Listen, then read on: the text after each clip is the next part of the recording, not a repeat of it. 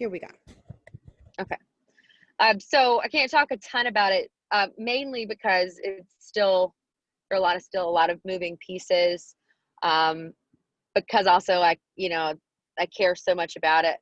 I Mhm. want it to be done right. And again, I don't want this to just be my voice. This is going to be, the voice of the community. And my goal is, again, to destigmatize mental health, because 4 out of 10 people never get help for any kind of mental illness or disorder, whether it's a bout of depression, clinical long-term depression. There are 43 million people in America alone have, I believe, 3 or more different mental illnesses at the same time, and are Yeah. either know it or are completely unaware, and I think a lot of that, especially in certain communities, it's very much shunned and frowned upon. Yeah. And I've even experienced that in my career, like certain people that have tried to, I don't want to say silence me, because that's not the right word, but in fear of how the public might perceive me, a protective way. If I came out and said, yeah, I struggle with depression and anxiety, if that's going to make them look at me differently. And if that makes someone look at me differently, then Right, because so many of us are, like the statistics are astounding. And, yeah. I think it's great that you're trying to, doing your advocacy work. And I'm looking forward to what you have coming up in the areas of mental health awareness. If you need any help in anything, let me know as well, because that's something that I would Yeah. like to use my platform for as well. Because I could think about some of my aunts and some of my uncles in my family, oh, I got a crazy uncle. He's not really crazy. It's like he suffered from mental issues, but like people say, okay, that's your crazy uncle. But people really struggle mentally in so many ways. So I'm glad it is getting destigmatized. So I applaud the work that you're doing, Chelsea. Well, thank you. But I will say, with the word crazy, I've always kind of had a problem with that, because that's a go-to, especially Yeah. against women. That girl's crazy, or my ex-girlfriend is crazy, and this kind of stuff. Right. And that continues to proliferate. And that also can become derogatory as well. I Yeah. don't want to compare it to like the R word, where we've kind of gotten rid of that, because that is obviously insulting too. But like, for someone who truly does suffer from something, by throwing around, oh, they're crazy, Yeah. that may hinder them feeling comfortable coming to Talking you about it. for Right. help. And that's what the thing is, men struggle, I think, probably more than women, because I'm a crier. I cry We're so all the time. emotional, and we're more prone to talking about something. We're great communicators. Most of us are, I would say, better than men. And they just hold everything in, the men. But a lot of that, and I'm even going to go back to my brother and my father. So my dad has just turned 80 this year. Wow. Um, and talk about a man of resilience. Like, I get my 9 lives. I joke that the Chandlers have 9 lives because of the things that have happened. For instance, my dad had a cerebral aneurysm, had 4 brain operations, spent 6 weeks in ICU. 75 or so % of people drop dead instantly. Most people don't survive it, or at least have a stroke, or never the same. My dad's probably better off, but he's broken his back, all kinds of stuff. But the point was, of all of that, is that he's born in 1940. Dad fought in World War II. You get a lot of that. Just throw some dirt on it. You'll be fine. And I Right. saw that in my father when my brother passed away. I felt like my dad felt like, I don't know, and I don't want to speak for him, and he'll watch this, and if you do, Daddy, it's not meant in a bad way, but it's more so, I don't know if he was trying to be strong for the family, or if it's because it's been so ingrained in him that emotion is something to be kept inside. I'm But sure. I don't remember seeing my dad cry, but I think that that was more out of disbelief and out of trying to shoulder it all for everyone else, you Mhm. know? But again, I think it's a generational thing. I think it's I do believe it's also a male, female, thing. Definitely. And then also it's getting worse. Even at time, and I know I'm all over the place, which is, it makes it make it hard for you. No, But you're like fine. with You're fine. You are fine. We're on track with you, Chelsea. with social media, especially too, we're seeing where that is now. I mean, actually, that became people are just now noticing it now. Like there was the very famous case with a girl over text message. They'd only Mhm. met the guy once and convinced him to commit suicide. But when I mean, 10 years ago to around 10 years ago, they actually passed a law that it could be proved um, if there was intent, like in bullying, if they could prove that your bullying is what caused someone's death, that you could be charged.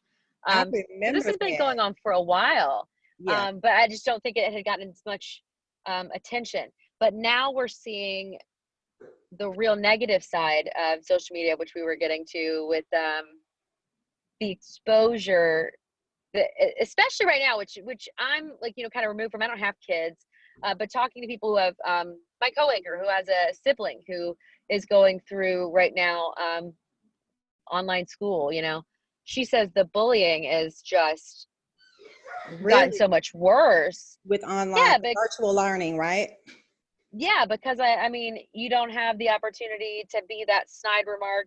I don't know what they do now, but I mean, like for me, it was the snide remarks in the lunchroom, or Yeah. the comments in the hallway. Well, we don't have that right now. Nope. Everything's online, and Nope. everything is either people are keyboard warriors. And Yes. there's a song by Lily Allen that is like a perfect example. It's about this guy who just would tear her apart, but he like lived in his mom's basement, and he would just sit and just troll all day long. And you know what I always say is hurt people. Mm-hmm. And that's why anytime if I ever feel like someone's taking something out on me, that's why I always respond. I try to respond with compassion and caring, um, because I assume if you're going to attack a stranger, because you don't, most people, I mean, you don't know me. Mm-mm. I was kind of attacked online by someone that I actually do know the other day, but Mm. I told him, I'm sorry. The other thing too is just the fair warning. I've told you I have no problem when necessary dragging you from Timbuktu and back, No, but you also I I have some fiercely loyal followers mm-hmm. that I I know that get you I don't too. have to take. I just leave it. I just let it lie, and it's taken care of. You Like, have a and Chelsea hive, a Chelsea hive. we got to come up with some. We can't call it the Yeah. hive. I feel like that's I can't. I will say there's one fan of mine that has called me the Beyonce of weather since I've started, and that was like at the time the biggest compliment of my life. But no, I am not comfortable calling it a hive. But I will say that Okay.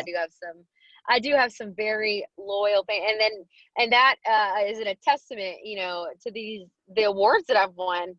Because if you Yes. even look, I'll tell you, I'm like, I don't get it, but thank you. You know what Look, I mean? Like, congratulations, Chelsea. I thank see that you. you were voted Memphis Flyer's best meteorologist. I voted for you.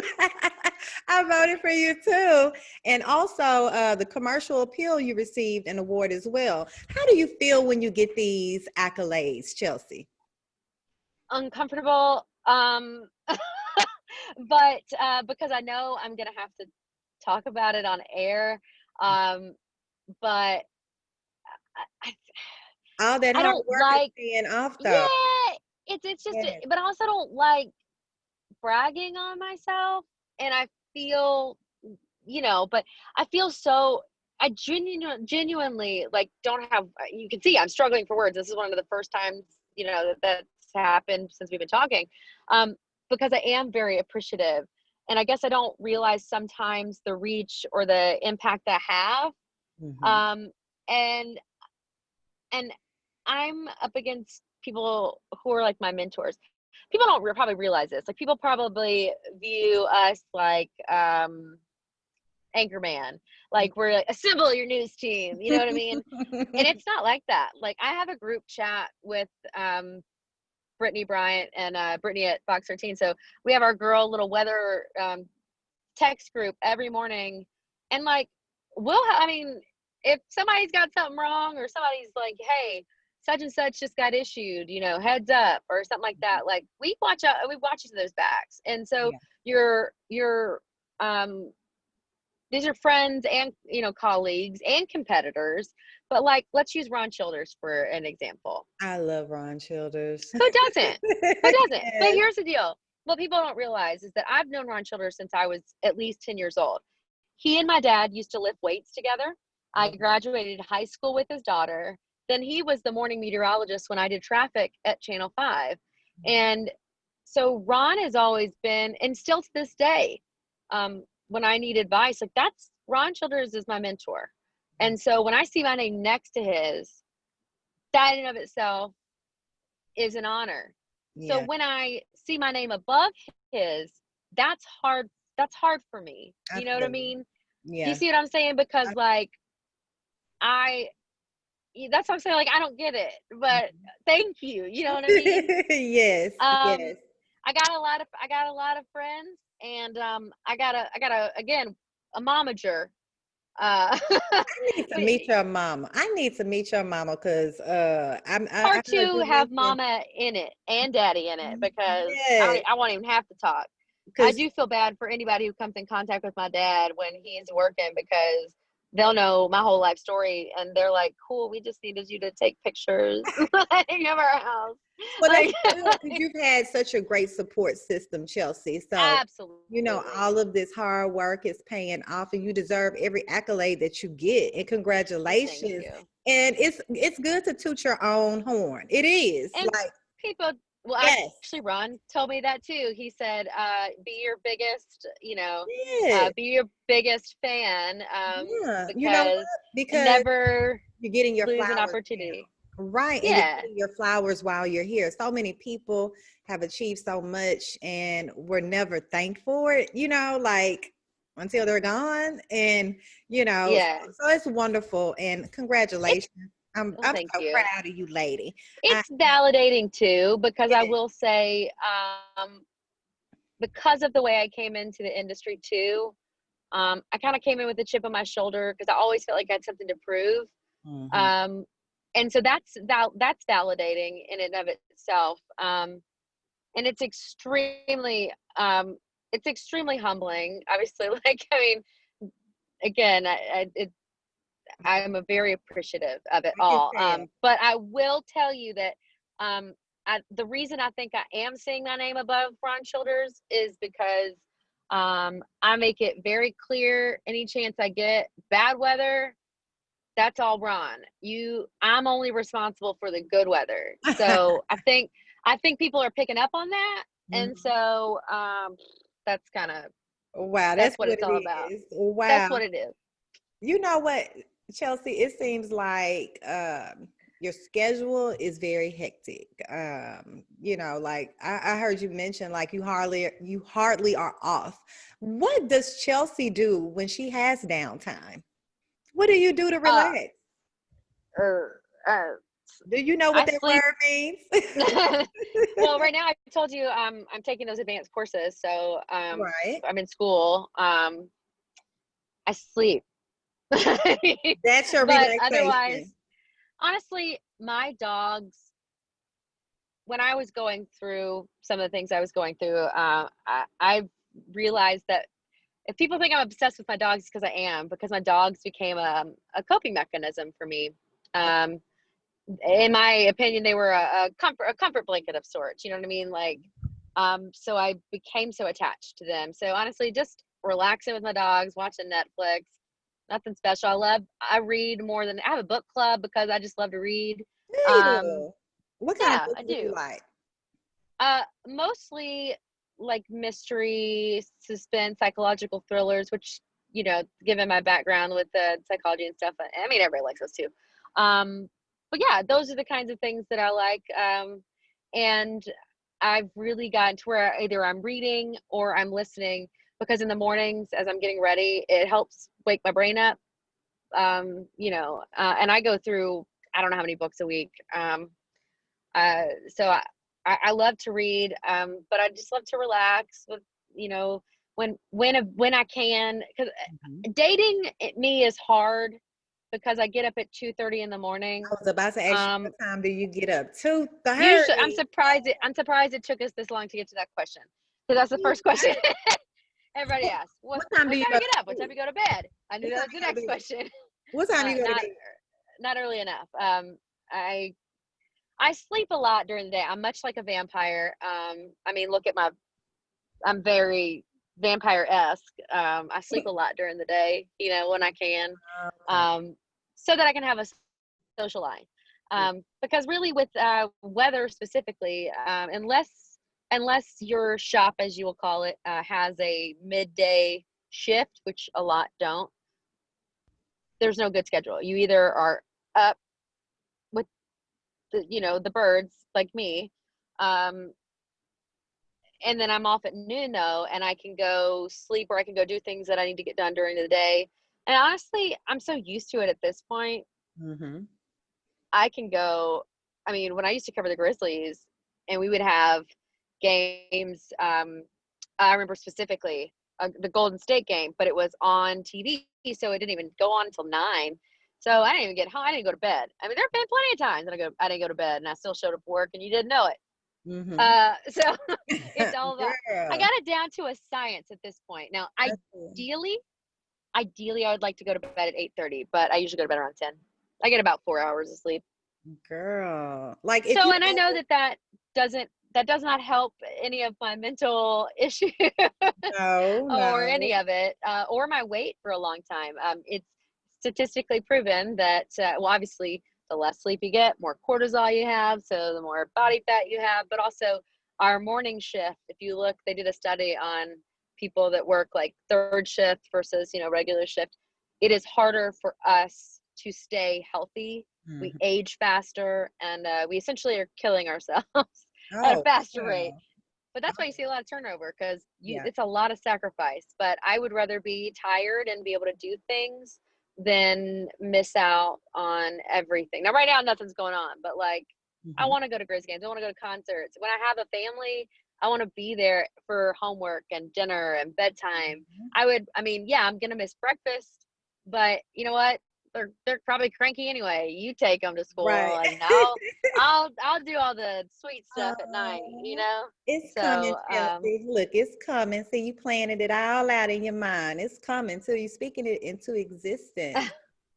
Now, I know that. I mean, at times, so I know this drops Monday. so Monday, my birthday is Tuesday, so I Right. will be I Aw. will be 33, and in the South that can sometimes Ooh, be frowned upon, because I haven't been married. But you know what? Like, okay. It's okay. I don't, but I don't view it that way. Like, I've been a very ambitious person. Everything I've done, I've put every single thing I have into it, and that is going to include, the right relationship as well. And Yeah. I feel like the person that I'm with right now, that I do have that future potentially with. So we'll see. Yes, we shall see. To be Wow. continued.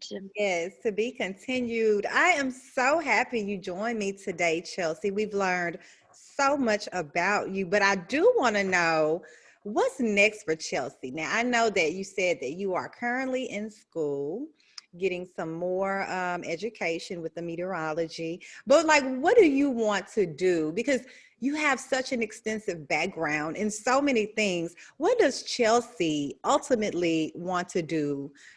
Let's talk long term. Where do you see yourself in 10 years, maybe? I've always struggled with this question because that's not how my brain works. You think about it right now, huh? sometimes I get lost in the forest, like, can't see the forest for the trees type thing. But I'll tell you, in my interview for the job I have now, I told my boss that all my life, all I wanted was to make it in Memphis. Mm. And I feel like, I've done that. I've done that now.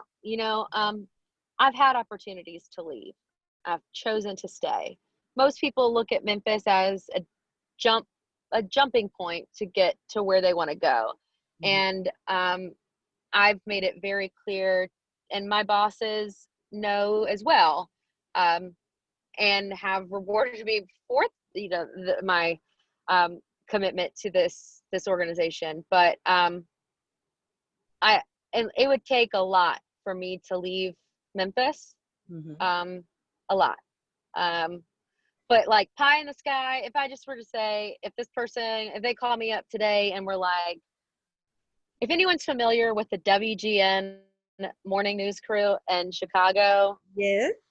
oh my God, they are everything that I feel like. I mean, they are hilarious. They have so much because they aren't network affiliated, so Mm-hmm. they have so much time to fill, Yeah. and they do some of the like craziest stuff, and like that's fun. But also, I mean, I would if Ginger Z wants to, pass the baton, I'd move to Manhattan.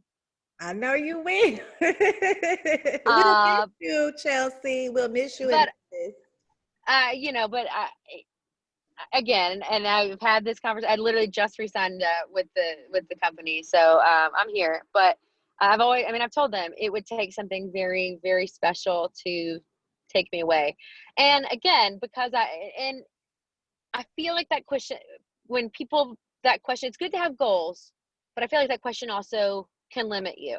And Mhm. I've never wanted to limit myself, because I know that if I had set specific goals and only lived in that box, I think about so much stuff I would have missed out on. You know what I mean?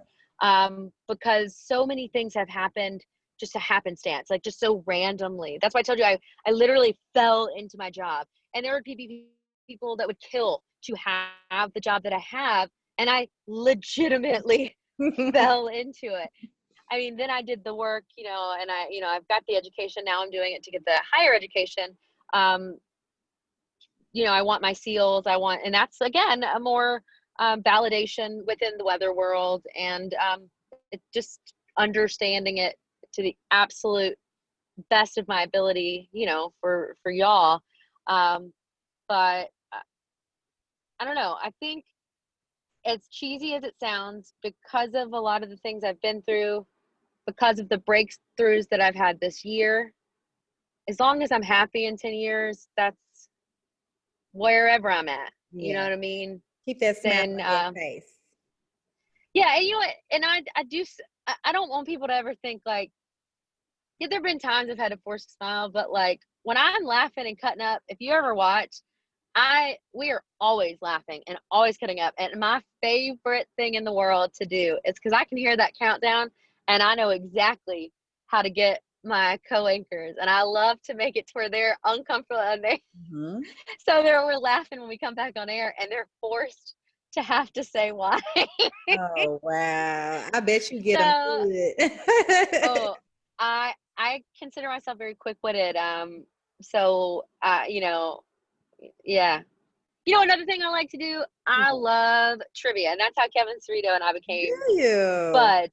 Yeah, so when he was like a one-man band working like only one location, Mm-hmm. that was after my attack, like after my dog. You can see my scar probably. Oh, Here, wow. I see that's it. yeah, it's like 6 inches long. It's not hard to miss. And I got like a hole in this arm. You can kind of see it. Anyway, Oh, wow. that Mm. was when I wasn't working. But I wasn't working in TV. The way I got into sports radio is even more Tell me. random. This is the most random of all stories. So when things didn't work out at Channel 5, Ron Childers, Ron Olson, and Earl Farrell, who are all three prolific names in Memphis media. Earl used to work at 13. Then he had a radio show. Ron Olson, obviously, Hall of Fame radio. We all know we're on shoulders, the Mhm. bad weather maker. We, but they were like, no, we're going to figure out, like, we got to get you back in somehow. We got to figure something out. Well, then I had my accident, and, I needed, physical time to heal, because I wasn't supposed to have my arm, much less full range of movement. And I shouldn't be able to do this. And I can do all of these things. Mm. Um, I mean, I don't know if whoever's listening, I don't know what your religious thoughts are, but I will tell you, my doctor came into my room. And an accident happened on a Monday. My surgery happened at like 5 or 6 a.m. on Tuesday. Wednesday, I was never by myself, but I was by myself for like 15 minutes. And the doctor came in and gave me that news, like, hey, I'm gonna have to open you back up in the morning, because they have to loosely sew dog bites because of infections. Because we may have to amputate your arm. And I'm like, stop, like, that's not. And that was the only time I was by myself. My mother got physically ill. I've never cried like that in my life. Anyway, I've also never been enveloped in prayer like that in my life. I mean, it was Wednesday. I sang in a church band. The word went out like you wouldn't believe. And Thursday morning, my doctor came in and was like, I don't know how to explain it, but I don't need to open you back up. And I personally can discharge you. But my infectious disease doctor, who everyone has heard from recently, Dr. Threlkeld, who is, thankfully, I had the best in the city. I had a nerve block, so I had to stay. And the only reason I had to stay in the hospital is because I had a nerve block in my shoulder. And I still have a hole in my shoulder. But long story short, like, it's a miracle that, all that happened. But then once I was ready, God opened another random door, and Earl called or texted me or Facebooked me out of the blue, and he was like, hey kid, what do you know about the World Cup? And I said, well, how much time do I have? He goes, we go on air at 4:00, and it was like 10:00 in the morning. I go, enough.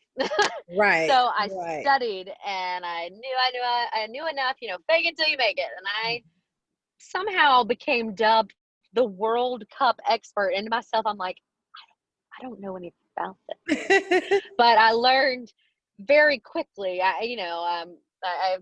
figured it out. I made friends, social media. I made friends with people in like Germany. They care about their soccer. Oh, Who yes, were like I do.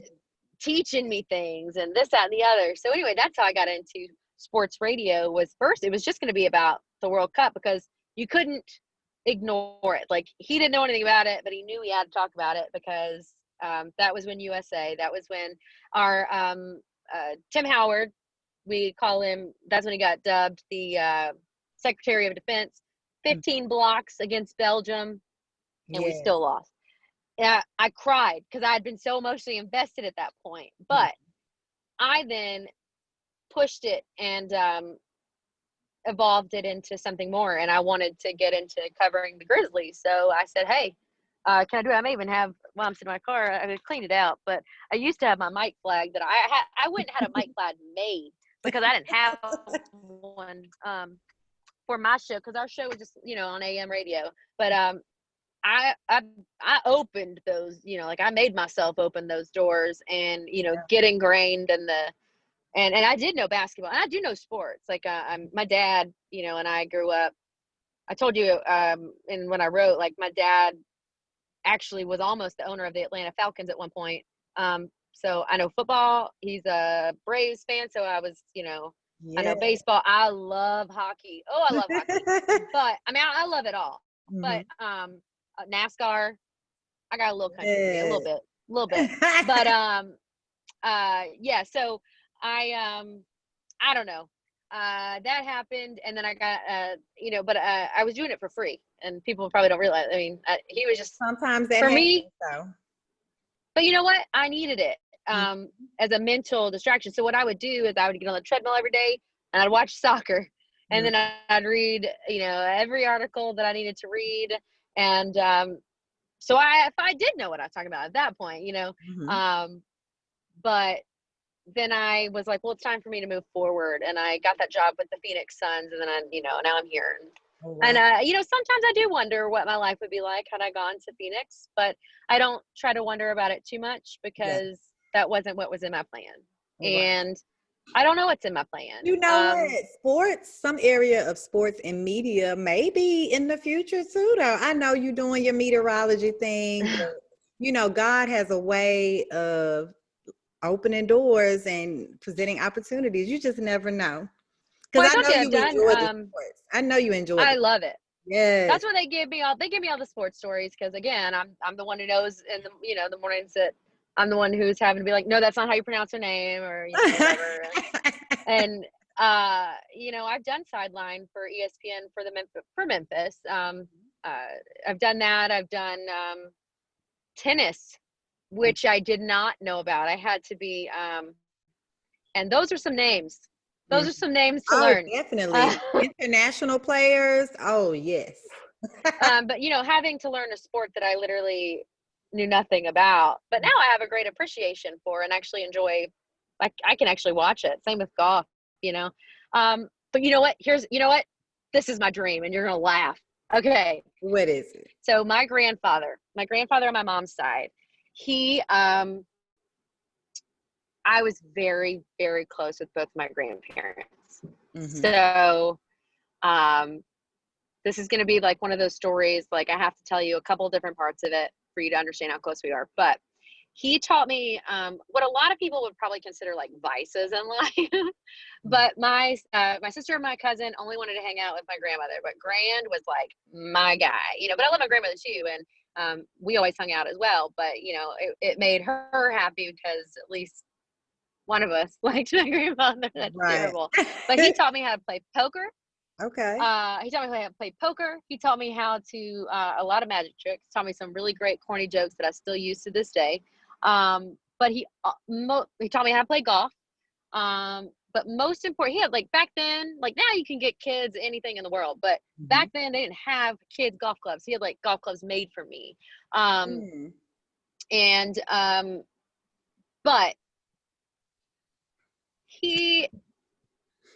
I can't divulge that. But let's just say he was very well versed in the betting world. Oh, okay. So you know a little something about that. And he may have assisted a large portion of this city in placing some of those bets. But the point is, he taught me a whole lot about horse racing. Okay. And okay. Yes. So I've been to the Derby several times. I've been I've been very lucky. Hat. I bet you was Yes. at the Derbies. I know you missed going. It's like, okay, it's like where I flourish. It's everything because I showed horses, everything about it. At one point I even looked at a job in Louisville solely to be able to cover it. But the point is, he taught me how to bet on horses. But I also inherited, because you can look at paper.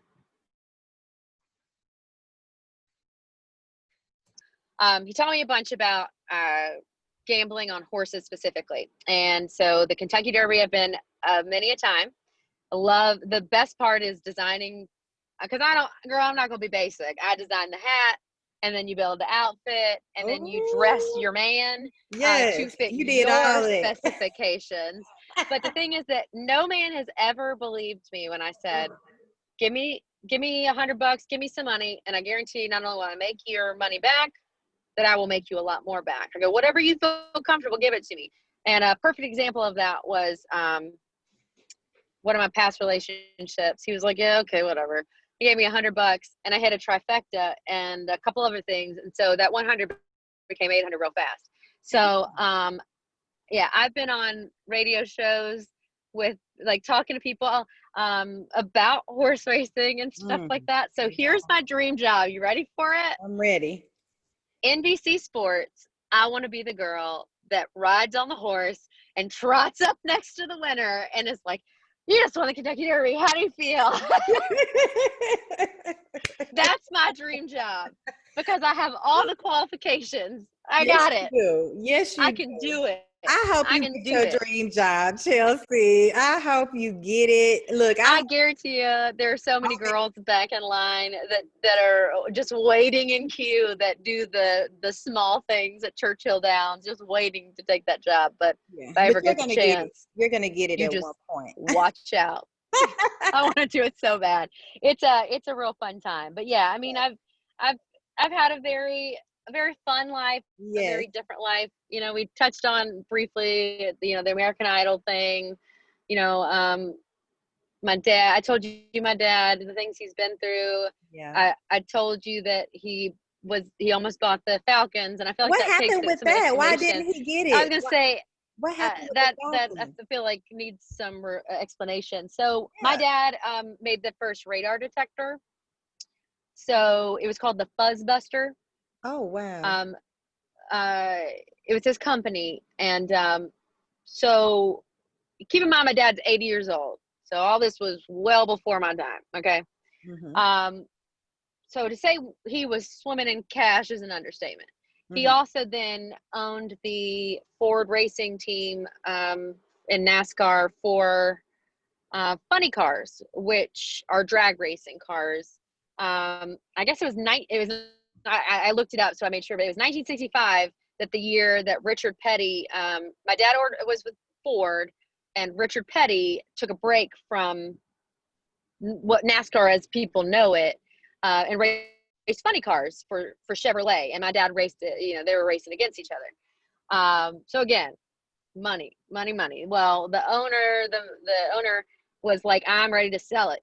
My dad was like, great, here you go. And Mm. then the owner's kids were like, Dad, What why about would you sell it? We want it. us? Right. So they reneged on the offer, and so my dad didn't get it. But you know what?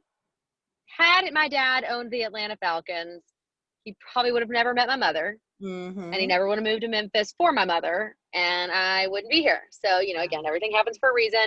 Unfortunately, much like a lot of people, my dad then put all of that money into real estate, and then 2007, 2008 happened, and when I say dropped on my butt, complete 180 of what life was. Wow. Um, like, I mean, my first car, and I say this for a reason. My first car, my dad bought off of Jerome Woods, who played for the Kansas City Chiefs at Mm-hmm. 15 years old. So I did not need a card like that. I had no idea about the value of a dollar. I was headed down a road that I look back on that I would not be proud of who I am if I, you know what I mean? Yeah. Like one of those people. But literally going from having absolutely everything to having absolutely nothing. Mm. Um, my family, I can remember when I was in college, the only credit card that I had left was a Texaco gas card. Mm. That tells you how old it is. And I would beg my friends, can I put gas in your car before they cut this card off so I can have some money to get some food? Like that's where I was at. Wow. And it made me genuinely appreciate what life really was like, you know what I mean? Yeah. And what it meant to work hard. And I had been working hard for the things I'd been doing, but I know that I was born into a certain level of privilege, but I lost that privilege at Mm-hmm. a certain point, and I was pretty much my parents couldn't help me, but it changed our family. A lot of families were broken in that time, but that brought twofold.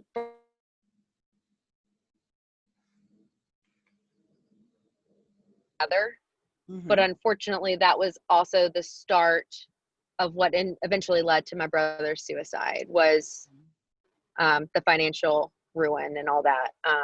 Wow. So good and bad from every situation, and I think that's why it's important to always look for silver linings because they're there. Yeah. And a cheesy but applicable analogy is that no matter what the storm you're going through is, They can't last forever. They have to pass. And no matter how dark and cloudy those skies are, that sun is always shining above it. Yes. Sometimes you just have to get through the rain. If you want that rainbow, you got to get through the rain kind of thing. Mm-hmm. Yeah. Wow. I'm very thankful that I have a family that I was that close to. And to prove that point, again, all over the place. The first time I went to American Idol, I told you I was close to my grandfather. The first thing, no money, convinced my sorority sister's sister, who I didn't know, to help me drive to Dallas, slept outside on the floor. I mean, we didn't have money for a hotel room, but you also had to do that anyway. But we were the first people in the Dallas Cowboys Stadium, like the first people. And anyway, so it's like a cattle call. There's so many different rounds. People don't realize that. But it's like a cattle call. And anyway, I make it through, and the very first thing they tell you is, don't tell anyone, especially not your grandparents. Grandparents are going to tell the world. So I'm like, fine. And you also, by the way, every step you get, you sign a new NDA. Okay, there you go, babe. I can't believe All right. the internet acting an ass. But It might be mine. I turned off Wi-Fi because our building is terrible and I'm too close to it, so I turned it off. Okay, let me see where I can start. Something I'll about just the say, NDA. yeah. So people don't realize all the steps you have to go through for American Idol. And at first it's a cattle call. There's literally like, I think there were 25,000 people in Dallas that auditioned. And they take you like 5 at a time. And anyway, I make it through, they make you sign. The first thing they tell you is whatever you don't tell your grandparents. Because your grandparents are going to go tell the entire neighborhood, and then you're going to owe us a lot of money. But by the time you get up to Hollywood, it was like a $5 million NDA. And none of us had that kind of money, so I begged my mom. I mean, I had to call and tell my mom, and we're all like freaking out. And, she's like, okay, I won't tell. I'm like, okay, cool. So we have to drive, the girl who went with me, her name was Carrie. Again, I don't know this girl. It's my sorority sister's sister. Like, she just was like, whatever, I'll go. We helping out. So she helped me drive. We get home. I get home at 3:00 in the morning, something like that. Around 5:00, my mom, comes to my bedroom and is like, hey, I know you're tired, but your grandfather was just taken to the hospital. Do you want to go? I'm like, absolutely. Shot up immediately because I'm incredibly close to my grandfather. And, if you've ever experienced loss, the one thing you don't want them to ever do is to take you into the side room, because the side room means that you're about to get some hard news. Yeah. And so my grandfather had already had a quadruple bypass twice in one day because it failed the first time. Anyway, long story short, he was DOA. I mean, he died in his sleep. But, they have to take him to the hospital. But the point was, I'm crying. I just lost my grandfather, but I'm bawling. I'm like, he didn't know. He didn't know that I made it to American Idol because it was at Father's Day. We're at Pete and Sam's because that's his favorite place. And so I love going there for him. It was Father's Day. And I announced to the table, like, hey, I think I'm going to go to American Idol. And my dad was like, you don't need to do that. And my grandfather was like, don't listen to anybody. He was like, you need to go because you're going to make it. And I was like, all right, I'm going. So I go and I'm crying. He didn't know. And my mom is just stoic. Well, she's crying, I'm sure. But she just looks at me and she goes, I called and told him. Oh, he knew. He knew. Oh, He knew. And, some people may think that's weird, but they allow you, to go say goodbye, and I went and I talked to him and I knew I was talking more to his spirit at that point, but now I'm going to get emotional. But he changed my life because he pushed me so hard and believed in me. He told me his favorite song was Judy Garland's The Man That Got Away from A Star Is Born, which has been, obviously remade. It's 4 different versions of it. But he told me that I sang better than Judy Garland. And I'm like, that's one of those things that you're like. He meant that too. But he meant it. but for me to hear that, it's like, oh, okay, you know. Yeah. But like, I had to buy him a CD player just so he could listen to me sing, and I recorded that and a bunch of his favorite songs, and we played some of them at his funeral. But anyway, I just know that I wouldn't be here if it wasn't me for the shaping of every person that's come across my life, but especially my family, Yeah. through the good, but especially through the hard times. I have some of the best friends in the world that have literally drug me Mhm. out the house. They've learned when I really am saying no, and I physically or mentally can't take something, and when they're going to push it and get me out. And they've gotten me through a lot. And I'm here today, and I'm just I'm just really thankful for, every opportunity that I have. I know I'm blessed, and I am so thankful that people even care to listen to anything I have to Yes. say. Yes, ma'am. I told you I'm a crier. Girl, you I got me tell tearing up everybody over this. here. You got me tearing up. I'm so happy that you're willing to share, Chelsea, because a lot of people in your position, you can't even get them on the phone. And you have revealed so much about your life. And, I know that the verbally effective audience is really going to appreciate your journey, your amazing journey, your story. You've been through so much, and you have been so transparent today. And I truly appreciate you, Chelsea. And I know whatever you want, girl, you're going to go and get it. And you have an amazing support system as well. And I just wish you the best of luck in anything that you want. I know you're going to grab it, girl. You got this, honey. You got it. You got it. Thank you, Miss Chelsea Well, I Chandler. appreciate that. I Yeah. do want to say to your audience, though, I would be remiss if I didn't say this. I don't care if I don't know you from Adam. If you ever feel alone, or if something's going on and you don't feel like giving anyone a call, don't feel weird. I've always put that out there. You can message me, ask for help, because it's out there, and because this world needs you, and someone needs you, and you have a purpose in this world. And even if you can't see that right now, know that you do. Yes. Because even when you lose sight of it, surround yourself with the people that can see it for you. That's true. That's true. You all heard what Chelsea said. Reach out. And Chelsea, okay, speaking of getting in touch with you, how can everybody, follow your amazing personality on social media and tune in? Give them all the details, Chelsea. Well, I'm all over Twitter, local 24 Chelsea. My personal Facebook page is open and public. If you if you add me, unfortunately, sometimes I just get so many, I get lost, but you can still message me. You can comment on everything because everything's public. But I do have a page, Meteorologist, Chelsea Chandler. And honestly, my email is cchandler@localmemphis.com. You can literally ask me. Be appropriate. That's what I always tell Be people, because you get appropriate some now. people. Be appropriate. And I always give, and here's the thing, if you're going to be inappropriate, I don't give you one chance, and I won't write you off. We're going to use it as a learning experience. Right. But be appropriate, but I'm happy. I want to get to know you guys. I want you guys to get to know me. So, but yeah, that's how you can find me. I'm not difficult to find, and I will get back to you. Yes, she is Don't very call me, because I screen my engaging. phone calls. Look, don't call her, Just but don't call me. I'm a witness. She's very engaging with her social media followers. So, like she said, she will hit you back. She will respond, and we'll be tuning in to you, Chelsea, on Local 24. We're going to be following you on social media, and I'm going to be tuned in. I'm trying to see if some wedding bells coming soon. So I'm gonna be messing with you with Girl, that.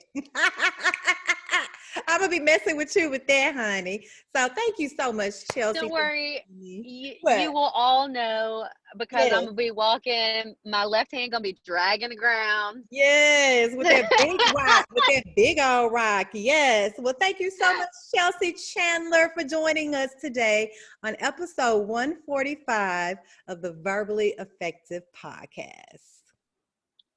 Thanks for having me. It's a pleasure.